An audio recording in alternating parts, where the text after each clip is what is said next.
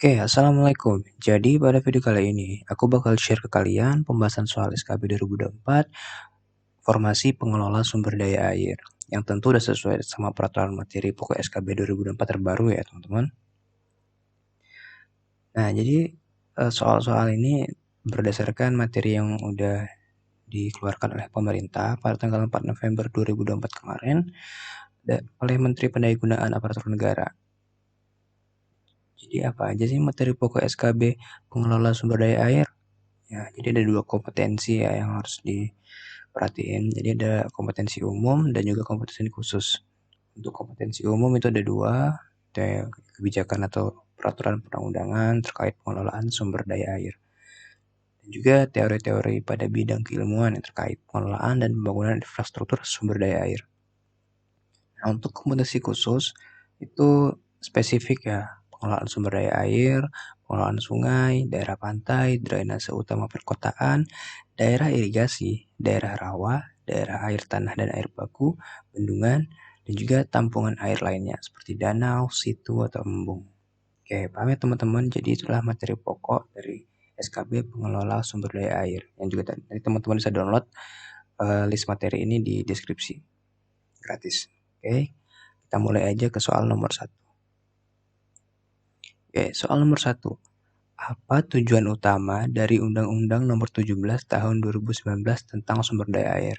Oke, tadi di materi pertama ya, kalau kita lihat itu ada membahas kebijakan atau peraturan perundang-undangan terkait pengelolaan sumber daya air. Jadi kita coba pahami ya undang-undangnya. Oke, pilihannya A. Mengatur pembagian air untuk keperluan pertanian. B. Melindungi dan mengelola sumber daya air secara berkelanjutan. C. Memprioritaskan pengguna air untuk industri. D. Menjamin akses air untuk perusahaan swasta. E. Menyediakan air secara gratis bagi masyarakat. Oke, kira jawabannya apa teman-teman? Kita langsung lihat aja. Nomor 1, jawabannya yang B. Melindungi dan mengelola sumber daya air secara berkelanjutan. Oke, jadi Undang-Undang Nomor 17 Tahun 2019 bertujuan untuk menjaga kelestarian sumber daya air agar dapat dimanfaatkan secara berkelanjutan demi kesejahteraan masyarakat. Oke, itu ya teman-teman untuk Undang-Undang 17 Tahun 2019. Oke, kita lanjut ke soal nomor 2. Soal nomor 2.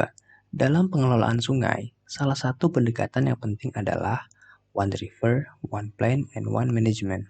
Nah, pendekatan ini bertujuan untuk A. Menghindari konflik kepentingan antar daerah dalam pengelolaan sungai. B. Mendorong investasi swasta dalam pembangunan infrastruktur sungai. C. Menjamin distribusi air yang merata ke seluruh pengguna. D. Mengendalikan banjir melalui pembangunan dam besar. E. Meningkatkan kualitas air sungai dengan mengurangi polusi industri. Nah, jadi kira-kira jawabannya mana teman-teman? Oke, kita lihat jawaban nomor 2.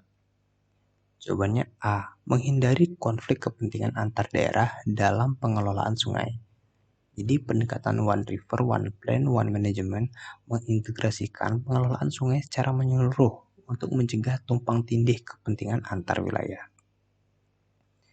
Ya, jawaban nomor 2. Soal nomor 2 jawabannya yang A. Kita lanjut ke soal nomor 3. Soal nomor 3 masih terkait peraturan. Peraturan perundang-undangan yang mengatur tentang penggunaan dan pemanfaatan air tanah di Indonesia adalah A.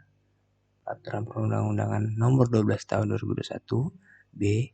PP Nomor 43 Tahun 2008, C. UU Nomor 17 Tahun 2019, D. PP Nomor 22 Tahun 2021, E. UU Nomor 26 Tahun 2007. Ya, kira-kira yang mana teman-teman? Kita lihat jawabannya. Jawabannya yang B. PP Nomor 43 Tahun 2008. Jadi, Peraturan Perundang-undangan Nomor 43 Tahun 2008 mengatur penggunaan dan pemanfaatan air tanah di Indonesia untuk melindungi sumber air tanah dan memastikan pemanfaatan yang bijaksana. Oke, jadi soal nomor 3 jawabannya yang B. Kita lanjut ke soal nomor 4. Dalam konsep pengelolaan drainase utama perkotaan, salah satu faktor penting yang harus diperhatikan adalah A. Pembangunan tanggul di seluruh area perkotaan. B. Penambahan kapasitas pipa drainase tanpa melihat kebutuhan aliran. C. Ketersediaan lahan untuk daerah resapan air. D. Penyediaan sistem pompa air yang besar di setiap titik. E. Menggali kanal baru di seluruh perkotaan. Oke, jadi faktor penting apa yang harus diperhatikan ya teman-teman? Kira-kira jawabannya apa? Oke, kita lihat jawaban nomor 4. Soal nomor 4 jawabannya C. Ketersediaan lahan untuk daerah resapan air. Nah, jadi ketersediaan lahan resapan air penting dalam sistem drainase untuk mengurangi genangan dan mendukung pengelolaan air hujan secara alami. Oke, jadi soal nomor 4 jawabannya yang C. Terlanjut ke soal nomor 5. Soal nomor 5. Sistem irigasi di suatu wilayah bertujuan untuk mendistribusikan air ke lahan pertanian. Salah satu komponen penting dalam sistem ini adalah A. Bendungan, B. Saluran primer dan sekunder, C. Waduk, D. Kolam retensi, E. Dam buatan. Oke, kira-kira jawabannya yang mana teman-teman? Kita lihat soal nomor 5. Jawabannya yang B. Saluran primer dan sekunder. Jadi saluran primer dan sekunder merupakan bagian penting dalam sistem irigasi untuk mendistribusikan air dari sumber menuju ke lahan pertanian. Oke, paham ya teman-teman? Jadi soal nomor 5 jawabannya yang B. Nah, untuk soal nomor 6 dan seterusnya sampai dengan soal nomor 100, itu teman-teman bisa cek link di deskripsi. Nanti di sana udah ada soal, jawaban, dan pembahasan yang mana bisa teman-teman pelajari untuk mengingat-ingat lagi apa-apa aja yang udah teman-teman belajar. Jadi, file yang akan teman-teman dapat itu seperti ini. Nanti ada list materi pokok yang mana tadi sudah sesuai sama peraturan. Dan juga total ada 100 soal ya teman-teman. Ada 100 soal yang mana teman-teman bisa pelajari dan pahami terkait perundang-undangan, terkait teori-teori, pengelolaan sungai, pantai. Nanti bisa teman-teman lihat. Nah, tadi yang kita bahas itu soal nomor 1 sampai soal nomor 5. Nah, untuk soal nomor 6 dan seterusnya bisa cek link di deskripsi. Oke teman-teman, sekian. Semoga bisa bermanfaat. Semoga belajarnya bisa lancar dan juga mendapatkan hasil terbaik saat tes nanti. Oke, sekian. Terima kasih.